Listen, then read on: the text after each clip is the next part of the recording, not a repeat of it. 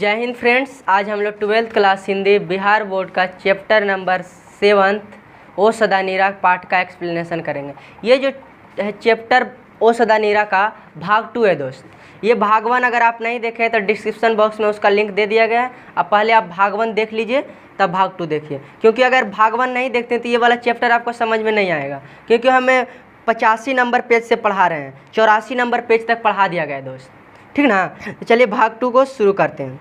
ये गांधी जी जब आए थे यहाँ तो बहुत सारे लोगों से मिले, तो वहाँ के देखे कि यहाँ शिक्षा कोई ग्रहण नहीं करता, तो शिक्षा ग्रहण करने के लिए बहुत सारे आश्रम खोले, स्कूल खोले, बहुत सारे शिक्षक को रखें। तो वही भितिहरवा का अब वर्णन इसमें किया गया है कि भितिहरवा के पास ही रामपुरवा है, जहाँ ध्वस्त पड़े हैं 2 अशोक स्तंभ, एक पर सिंह है और दूसरे पर बैल। मतलब रामपुरवा में 2 अशोक स्तंभ उनको दिखाई पड़ा। किसको? जगदीश चंद्र माथुर को। एगो पे शेर था, दूसरा पे बैल था। तो ये पुष्ट मौर्य कला के नमूना दिखाई पड़ता है। जो अशोक स्तंभ है मौर्य कला का ना है, ये सब अशोक स्तंभ। शायद रामपुरवा कोई बौद्ध स्थल रहा हो, मतलब बोल रहे हैं कि रामपुरवा में ये सब चीज़ कैसे मिलता है। अगर ये मौर्य स्थल पुराना जमाना में ये मौर्य तीर्थ स्थल रहा होगा। गंडक नदी के किनारे कई बौद्ध स्थल है।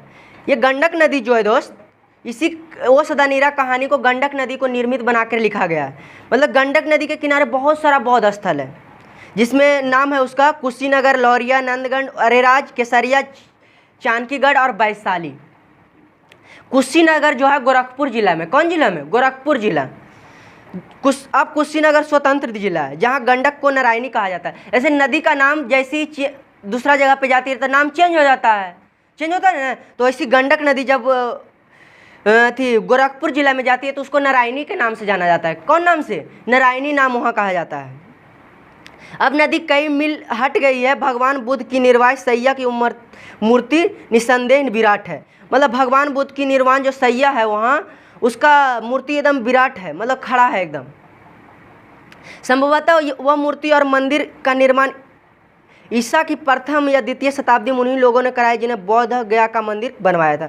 मतलब बोल रहे हैं कि उस सब जो मंदिर का निर्माण वही लोग करवाया होगा। इस मंदिर का, इस मूर्ति का निर्माण वही लोग करवाया होगा जो बोध गया में मंदिर का निर्माण कराया था। जिस स्थान पर कुशीनगर के निवासियों ने तथागत के शरीर को भस्म किया था वहाँ एक ध्वस्त स्तूप खड़ा है। जो शरीर को भस्म किया था कुशीनगर के निवासियों को, तथागत शरीर को, वहाँ एक ध्वस्त स्तूप खड़ा है। तथागत को भस्म कर के ऊपर गंडक नदी के आसपास अनेक स्तूप बने, अनेक स्मारक बने। मतलब वहाँ बहुत सारे स्तूप बना हुआ है, बहुत सारे स्मारक बना हुआ है। गंडक के पूर्वी तट पर बिहार में नंदगढ़ का विशाल स्तूप प्राचीन स्थापत्य की अभूतपूर्व कीर्ति है। इसका मुकाबला जावा का बगदूर का मंदिर ही कर सकता है। अभी तक इस काल का निर्णय तो नहीं हो पाया है।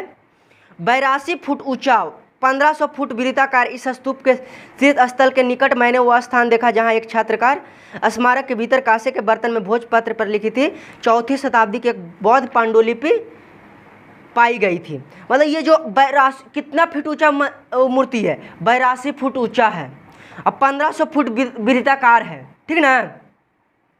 और इस पे जो लिखा हुआ है कांसा के बर्तन के भोजपत्र पर 4वीं शताब्दी, मतलब 400, समझ रहे हो ना।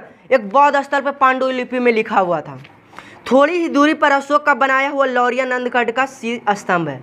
वहाँ पे थोड़ा दूर पे अशोक का बनाया हुआ लौरिया नंदगढ़ का स्तंभ है। मेरे विचार में वो यह अशोक का सबसे कलापूर्ण स्तंभ है। लेख भी स्पष्ट है, मतलब इसमें लिखा हुआ है जो लेख भी एकदम साफ दिखता है।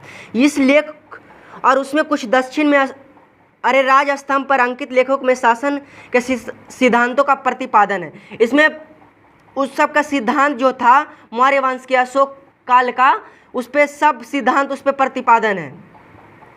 महामात्रों को जनता के प्रति कैसा व्यवहार करना चाहिए इसका आदेश है। मतलब जो भी लोग, जैसे उसका जो अधिकारी लोग हैं अशोक काल में, कैसे उसको व्यवहार करना चाहिए जनता के साथ, वो सब उस पर आदेश लिखा हुआ है।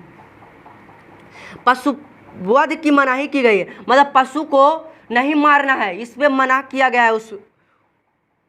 उस पे तत्कालीन कमिश्नरों को अपने कर्तव्य आदेशों की याद दिलाई गई। जो वहाँ के कमिश्नर लोग हैं उसको याद दिलाए गए कि अपना कर्तव्य आदेश को माने।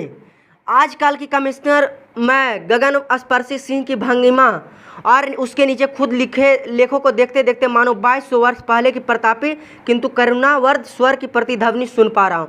मतलब जो कमिश्नर को वहाँ लेख में लिखा गया था कि आदेश अपना कर्तव्य पे रहे, वो वाला 2200 वर्ष पहले वाला याद आ गया है। वह स्वर भी आज कितना खरा है, आज के अधिकारी वर्ग के लिए कितना चुनौतीपूर्ण है। मतलब आज के जो अधिकारी वर्ग है कितना चुनौतीपूर्ण है कि पहले के कमिश्नर को भी आदेश था कि अपना कर्तव्य में ही रहे, ज़्यादा जनता के साथ अथी ना करें। लौरिया नंदगढ़ से एक ही नदी रामपुरवा और भितिहरवा होते हुए उत्तर नेपाल के निकट भिखनाथोरी तक जाती है। लौरिया नंदगढ़ से एक ही नदी कहाँ, रामपुरवा और भितिहरवा से होते हुए नेपाल के भिखनाथोरी तक। तो पूछता है कहाँ तक नदी जाती है, तब भिखनाथोरी तक जाती है, एक ही नदी, नाम है पंडई नदी। कौन नदी? पंडई नदी। लिख देते हैं दोस्त, इसका नाम है पंडई नदी, जो कहाँ, भिखनाथोरी तक जाती है, जो नेपाल में पड़ता है भिखनाथोरी। और शायद इसी के सहारे भगवान बुद्ध और बाद में अनेक भिक्षु, भिखना शब्द से सामने देखे जाते थे, लुम्बिनी और नेपाल। कहाँ? लुम्बिनी और नेपाल इसी नदी से होते हुए जाते थे। भगवान बुद्ध का जन्म कहाँ हुआ था? लुम्बिनी, नेपाल के लुम्बिनी नामक शहर में। लुम्बिनी कहाँ है? नेपाल में। फ्यान और हेनसांग भी इसी पथ से आए थे। लौरिया नंदगढ़ निश्चय एक विशाल पावन स्थल रहा होगा। मतलब फान और हेनसांग इसी पथ से आया होगा, तो लौरिया नंदगढ़ निश्चय एक विशाल पावन स्थल रहा होगा। अनेक टीले खुदाई की प्रतीक्षा में सदियों का रहस्य अपने हृदय में छुपाए हुए पड़े। मतलब यहाँ अगर खुदाई होगा तो बड़ा सारा रहस्य यहाँ पता चलेगा, जो अपने हृदय में वहाँ की मिट्टी छिपाए हुए है। लौरिया के दक्षिण में अरेराज के दक्षिण में केसरिया और फिर वैशाली। यह तो वही पथ है जहाँ भगवान बुद्ध अपनी अंतिम यात्रा पर गए थे। वैशाली में सबसे अंतिम यात्रा पे गए थे भगवान बुद्ध, यही स्थल है। अपनी परम प्रिय नगरी गणतंत्री लिच्छवियों की राजधानी वैशाली में अंतिम दर्शन के लिए भगवान अपने समस्त शरीर को गजराज की तरह घुमाया और बोले, आनंद तथागत, यह अंतिम दर्शन है। सबसे अंतिम में भगवान बुद्ध कहाँ आए थे? वैशाली में, ठीक ना। वैशाली में कोई जगह है लिच्छवी जो गणतंत्र माना जाता है। आनंद से बोले थे, तथागत ये मेरा अंतिम दर्शन है। लिच्छवी रास्ता रोककर खड़े हो गए, बीच में नदी आ गई। तथागत ने अपना बिछा पात्र रोने दे दिया। इसी वैशाली में अम्रपाली ने तथागत को अपना आम्रकानन समर्पित कर दिया। कौची? वैशाली में अम्रपाली ने तथागत अपना आम्रकानन के मतलब होता है दोस्त, इसमें दिया हुआ है आम का बगीचा। आम्रकानन मीन्स क्या होता है? आम का बगीचा, जो उन्हें समर्पित कर दिया था। और इसी वैशाली में जैन धर्म के तेजस्वी तीर्थकर भगवान महावीर का जन्म हुआ था। और भगवान महावीर का जन्म भी इसी वैशाली में हुआ था। आज जैन समाज अपनी इस पुण्य धरोहर को भूल गया है। ऐसे जैसे पौराणिक धर्मावलंबी हिमालय की तलहटी में भैंसा लोटन की महत्ता से भूल गए हैं, जहाँ हिमालय की छोटी पहाड़ियों के बीच गंडक चट्टानी दीवारों के बीच गुजरती है। कहाँ? भैंसा लोटन में दीवारों के बीच से गुजरती है गंडक चट्टानी। वहाँ मैंने देखा घड़ियालों का निवास स्थल किंवदंती है कि गजग्राह की लड़ाई वहाँ शुरू हो गई। पंचनंद नदी गंडक से वहीं मिलती है। पंचनंद जो नदी है गंडक से वहीं मिलती है। कहाँ? भैंसा लोटन में। अनेक ध्वस्त मूर्तियाँ बिखरी पड़ी है, बहुत सारे मूर्तियाँ यहाँ बिखरी पड़ी हुई है। इस गंडक के सहारे चलिए तो 173 मील की दूरी पर पटना के सामने सोनपुर के निकट गंडक गंगा के संगम हरियर क्षेत्र मिलेगा, जहाँ कहते हैं गजग्राह युद्ध समाप्त हुआ और गज का संकट मोचन हुआ। मतलब पटना के सोनपुर के निकट एगो हरियर क्षेत्र है जहाँ गजग्राह युद्ध समाप्त हुआ था। वर्तमान और अतीत की आद्यहीन कड़ी है गंडक नदी। वर्तमान और अतीत की गंडक नदी सबसे कड़ी है। अतीत को दोनों को जो बांटती है, अतीत और अति को, वो गंडक नदी ही है। ना जाने कितने महात्माओं और संतों ने किनारे तप और तेज पाया, कितनों गंडक नदी के कभी गंभीर ना बन सकी, इसीलिए इसके किनारे तीर्थस्थल भी अस्थायी ना रह सके। मतलब गंडक नदी है जो किसी को नहीं रहने दिया। इतना बाढ़ आया उसमें गंडक नदी में कि किसी को नहीं रह दिया, तीर्थस्थल को भी डुबा दिया। हिमालय के चरणों में त्रिवेणी, भैंसा लोटन से लेकर सोनपुर के हरियर क्षेत्र तक गंडक के किनारे ऐसे तीर्थों की मानो समाधियाँ बिखरी पड़ी है जो शायद अवसर मिलने पे अयोध्या, हरिद्वार, मथुरा, काशी बन जाते। पर गंडक ने तो उच्छृंखल कन्या ही ज्येष्ठा सहोदरा गंगा का गंभीर इसे सुहाया ही नहीं। मतलब बहुत सारे जैसे शहर में जैसे अयोध्या हो गया, हरिद्वार हो गया, मथुरा हो गया, काशी जो बन जाते, लेकिन ये नहीं बन पाया गंडक नदी के। गंडक नदी में बहुत सारा तीर्थ स्थल था जो आज हरिद्वार बन पाया, गंडक नदी के किनारे बनता, लेकिन ये नहीं बन पाया। पता है क्यों? क्योंकि यहाँ बाढ़ बहुत आता है, तीर्थ स्थल को भी डुबा दिया ये। तब अतीत की कौन स्मृतियाँ गंडक ने छोड़ी है? भवन नहीं, मंदिर नहीं, घाट नहीं, मतलब कुछ नहीं, उन्हें मंदिर छोड़ा, नहीं घाट छोड़ा, नहीं भवन छोड़ा। हवाई जहाज से गंडक घाटी के किनारे दो नाना आकृति के ताल दिख पड़ते हैं, कहीं उथले कहीं गहरे, किंतु प्राय सभी सस्य श्यामला धरती रूपी गगन के विशाल अथस छिटकी हुई बदहालियों की भांति टेढ़े मेढ़े परंतु शुभ्र एवं निर्मल। इन तालों को कहते हैं चौर और मन। देखो जैसे कहूँ गड्ढा हो गया, कहूँ नीचा हो गया, गड्ढा कहूँ ऊंचा, तो इसी को कहते हैं चौर और मन। चौर उथले ताल है, जो उठा हुआ रहता है उसको कहते हैं चौर, और जहाँ पानी जाड़ों और गर्मियों में कम हो जाता है और खेती भी होती है। मन विशाल और गहरे ताल है, और जो गहरा है गड्ढा वाला चीज़ है उसको ताल कहते हैं। जो उठा हुआ है उसको क्या कहते हैं? चौर। चौर उथले ताल है और मन जो है गहरा ताल है। मन जो है नीचे वाला है, गड्ढा वाला चीज़ को मन कहते हैं, जो उठा हुआ है चौर कहते हैं। चौर में खेती होता है क्योंकि वहाँ पे पानी कम सिंगरता है, और जो मन है उसमें पानी ज़्यादा सिंगरता है, इसलिए खेती वहाँ पे नहीं होती। मन शब्द मानस का अपभ्रंश है, गंडक के उच्छृंखल नर्तन के समय बिखरे हुए आभूषण है। मानो ये मन और चौर बाढ़ आई, तटों का उल्लंघन कर नदी ने दूसरा पथ पकड़ा। मतलब जब बाढ़ आती है तो ये नदी दूसरा तट पकड़ लेती है। पुराने पथ पर रह गए ये चौर और मन, जिसकी गहराई तल को स्पर्श कर धरती के हृदय से स्रोत को फोड़ लाई, वही मानस बन गए। मतलब ये जो नदी है जब बाढ़ आता है तो ये सब गड्ढा उड्ढा वाला रास्ता से नहीं चलती है, ये रास्ता अपना बदल लेती है। ऐसे एक ऐसा ही ताल है जिसका नाम है सरैया मन। कौन नाम है? एक ऐसा ही ताल है जिसका नाम क्या है? सरैया मन। बेतिया नगर से 4 मील दूर कच्ची और उबड़ खाबड़ सड़क से हम लोग पहुँचे एक मनोरम जंगल के किनारे। त्रयोदशी का चांद अपना साम्राज्य फैलाए हुए है। मतलब बेतिया नगर से 4 मील दूर पे है उबड़ खाबड़ सड़क, जिसका नाम है क्या चीज़? सरैया मन। मनोरमा जंगल के किनारे है। त्रयोदशी का चांद अपना साम्राज्य फैलाए हुए बेतिया राज्य ने इस जंगल को सुरक्षित रखा। अरे अब ये 130 एकड़ रकबे का अभय क्षेत्र है। जंगल विभाग की ओर सागौन, यूकलिप्टस, आम आदि के वन लगाए जा रहे हैं। यहाँ जो है बहुत सारे पेड़ के जैसे यूकलिप्टस हो गया, आम हो गया, इत्यादि वन लगाए जा रहे हैं। एक नर्सरी भी यहाँ है। किंतु प्राचीन जंगल को भी सुरक्षित रखे जाने की कोशिश की जा रही है। 1 मील वन पथ पर चलने के बाद हम वन के किनारे पहुँचे। विशाल ताल, बीच में द्वीप और तीन ओर जल राशि। मतलब बीच में द्वीप है एगो और तीनों ओर जल भरा हुआ है। अरे नौका विहार को निकले, मतलब नौका से मतलब भ्रमण के लिए निकले, नौका विहार को निकले। नन्ही लहरियों के पर चांदनी के प्रतिबिंब खगोत बार बार झलक दिखाकर अंतर्ध्यान हो जाते हैं। नौका आगे बढ़ी, सामने रजत राशि निस्मिम, बाईं तरफ दीप कमल पुत्र और दाएं तरफ वृक्ष की उनकी छाया मानो नौका को ग्रसने को आतुर थी। मतलब एक तरफ पानी है तो दूसरी तरफ उसकी पेड़ की छाया दिखाई दे रही है, मानो उसको छेकने की प्रयास कर रही है। बीच धारा में पहुंचने पर नाविकों ने कहा, जल पीजिए, बड़ा स्वस्थ वर्धक है। मतलब बीच में जब पहुंच गए हैं तो जो नाव चला रहा था वो क्या बोला कि इसका जल पीजिए, बहुत अच्छा लगता है, स्वास्थ्य वर्धक है। मतलब ये इसको स्वास्थ्य मतलब समझ रहे हो ना, इससे बहुत सारे बीमारी ठीक हो जाता है।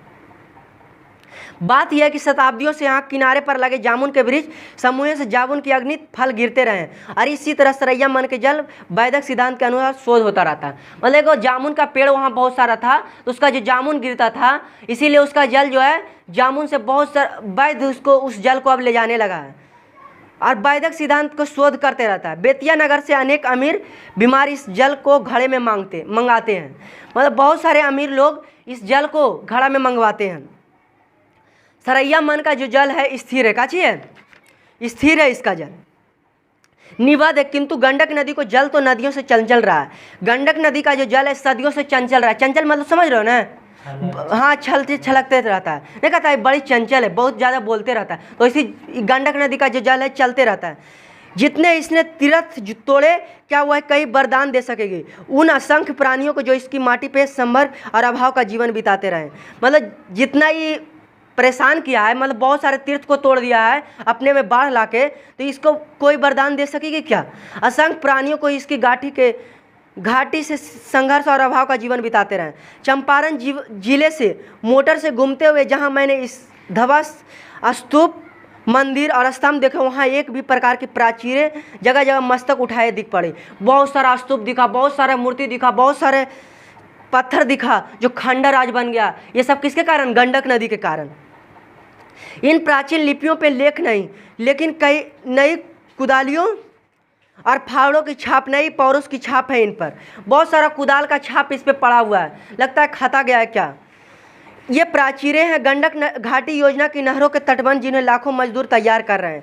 एक होगी पश्चिमी नहर 120 मील लंबी। एक वो नहर है पश्चिमी नहर जो 120 मील लंबा है, जिसके 11.5 मील नेपाल में पड़ेंगे। 11.5 मील कहाँ पहुँच गया? नेपाल में। 68 मील उत्तर प्रदेश गोरखपुर और देवरिया जिला में, और शेष बिहार के सारण जिला में। मतलब सोचो 120 मील लंबा है, जिसमें 11.5 मील नेपाल में है, 68 मील उत्तर प्रदेश में है, और शेष बिहार के सारण जिला में है। पूर्वी नहर की लंबाई 155 मील होगी। इसके द्वारा नेहाल और तिरहुत के विशाल क्षेत्र की आवापासी होगी। इसके अलावा नेपाल के लिए एक पावर हाउस भी बनेगा। मतलब ये जो नदी है इतना मील लंबा है, इतना सारा अथी है, पानी आता है जो नेपाल से आता है और उत्तर प्रदेश से होते हुए बिहार के सारण जिला में घुस जाता है। तो इस पे वो नेपाल की ओर से, नेपाल में क्या पावर हाउस बनाना चाहिए। का जी? Power house. पता है काहेला? बिहार में जो बाढ़ आ जाता है इसको रोकने का उपाय बता रहे हैं जगदीश चंद्र माथुर, ठीक ना। अगर नेपाल में एक पावर हाउस बना दिया जाए, भैंसा लोटन से ये नहरें निकलेगी। ये नहरें अब कहाँ से? पावर हाउस, वहाँ पानी रोक दिया जाएगा। नेपाल में पानी रोक दिया गया, अब ये भैंसा लोटन से ये नहरें निकलेगी। वहाँ लगभग 3000 फुट लंबा बराज बन रहा है। 3000 फुट लंबा बराज बन रहा है, जिसके ऊपर से सड़क और रेल ले जाने की संभावना। बराज के नीचे से पानी जाएगा, ऊपर से रेल जाएगा। कुल मिलाकर 31.49 लाख एकड़ जमीन की आबासी नहरों की होगी। कुल व्यय होगा लगभग 40 करोड़ रुपया। मतलब इसमें 41.49 लाख एकड़ जमीन इसमें खर्च होगा, और इन नहरों में कुल व्यय होगा लगभग 40 करोड़ रुपया। 40 करोड़ रुपया में नहर बन के तैयार हो जाएगा। तब बिहार में जो बाढ़ डेली हर साल परेशान हो जाता है बिहार के लोग, खास करके सारण जिला वाला, तो ये अथी हो जाएगा। नेपाल में पावर हाउस बना दिया जाएगा, और ये वाला नहर को भैंसा लोटन से निकाल दिया जाएगा, और उसके ऊपर नहर बना दिया जाएगा। इसमें 40 करोड़ रुपया उस समय खर्चा आता था। भैंसा लोटन में भारतीय इंजीनियर जंगल के बीच इस नवीन जीवन केंद्र का निर्माण कर रहे हैं। प्राणवायु विद्युत तुल्य सिराओं का जल फैला रहे हैं। मोटर बोट गंडक के वक्ष स्थल को चीरकर आगे बढ़ रही थी, और इंजीनियर मुझे बराज और नहरों के टेक्निकल बातें समझा रहे थे। मतलब वहाँ का जो इंजीनियर था हमको बराज और नहरों का टेक्निकल बात समझा रहे थे कि ऐसे होगा तो इसके ऊपर नहर, रेल भी चले लगेगा और पानी की समस्या भी कम हो जाएगी। और मैं सोच रहा हूँ कि शायद युगों युगों से याद आएगी गज्र और ग्रह की लड़ाई का अंत होने जा रहा है। मतलब गज्र और ग्रह का जो युद्ध होता है, बाढ़ जो आ जाता है, उसको अंत होने जा रहा है। दैन्य और अभाव के ग्रह के विकराल मुख से फंसे इस जन समुदाय का संकट मोचन करने के लिए एक अजय पौरुषयुक्त नारायण के लिए विराट रूप से निर्माण हो रहा है। मतलब बहुत सारे लोग जो हर साल बाढ़ से परेशान हो जाते हैं बिहार के लोग, उसका संकट मोचन हो जाएगा। ये नहरें उस नारायण की अनेक भुजाएं हैं, जो बिजली के तारों के जाल ही उसका त्राणयुक्तक चक्र है। अगर ये नहर बन जाएगी तो नारायण का जो अनेक भुजा है, बिजली के तार का जाल जो फैलाया हुआ है। और मैं मन ही मन नमस्कार करता हूँ इन इंजीनियरों को, विश्वकर्माओं को, मजदूरों को, जो भगवान की स्नुतः विराट के रूप विधाता है, जिनकी बुद्धि और परिश्रम की इस गाथा कवि और कलाकार अंकित करे या ना करे, लेकिन जिनकी बनाई हुई मूर्तियों में प्राण या संचार होते हुए सदियों में भग्न मंदिर ज्योतित हो उठेगी। मतलब जो लोग इसमें अगर शामिल होते हैं उसको कभी उस पर कविता लिखें और उसको कलाकार को अंकित करें, जिनकी बनाई मूर्तियों का प्राण संचार होते हैं। मतलब जो लोग नहर बनाएंगे उस इंजीनियरों को, उसका मैं क्या करता हूँ, मन ही मन नमस्कार करता हूँ। और ये जो जैसे भगवान नारायण को जानते हो ना, तो ये नारायणी नदी है जो स्टॉप हो जाएगी, जो नेपाल से आती हुई उत्तर प्रदेश से होता हुआ बिहार में बाढ़ ला देता है। तो ये नारायण का जो भुजा फैलेले है सगरो, तो नारायण भगवान थोड़ा सिमट जाएंगे और अपने सारे भक्तों पे क्या कर देंगे, अति फैला देंगे कि बाढ़ से जो लोग बिहार में त्रस्त होते हैं वो नहीं त्रस्त हो गए। तो लिख रहे हैं, ओ सदानीरा, ओ चक्रा, ओ नारायणी, ओ महागंडक, युगे युगों से दिनहीन जनता इस विविध नामों से तुझे संबोधित करती रही है। मतलब ये सदानीरा बोल रहे हैं, ओ गंडक, ओ महागंडक, जो दिनहीन जनता को क्या कर रही है, जो दिनहीन जनता जो तुमको बार बार पुकार रही है, तेरी चिर चंचल धारा ने इस आराधना के कुसुमों अग्नि तीर्थों को ठुकरा दिया। पर आज तेरे पूजन के लिए जिस मंदिर की प्रतिष्ठा हो रही है उसकी नींव बहुत गहरी है, तू इसे ठुकरा ना पाएगी। मतलब आज जो मंदिर बन रहा है, मंदिर नहीं, वो जो पुल बन जाएगा जिससे बाढ़ रुक जाएगा, तो तुम्हारा चंचल थोड़ा सिमट जाएगा और हमारे जो जनता है वो क्या हो जाएंगे, उसको छत्र छाया मिल पाएगा। आज जो बिहार में बाढ़ आता है वो कम जाएगा। चलिए दोस्त, यहाँ तक खत्म होता है आपका इस चैप्टर ओ सदानीरा। चलिए ठीक।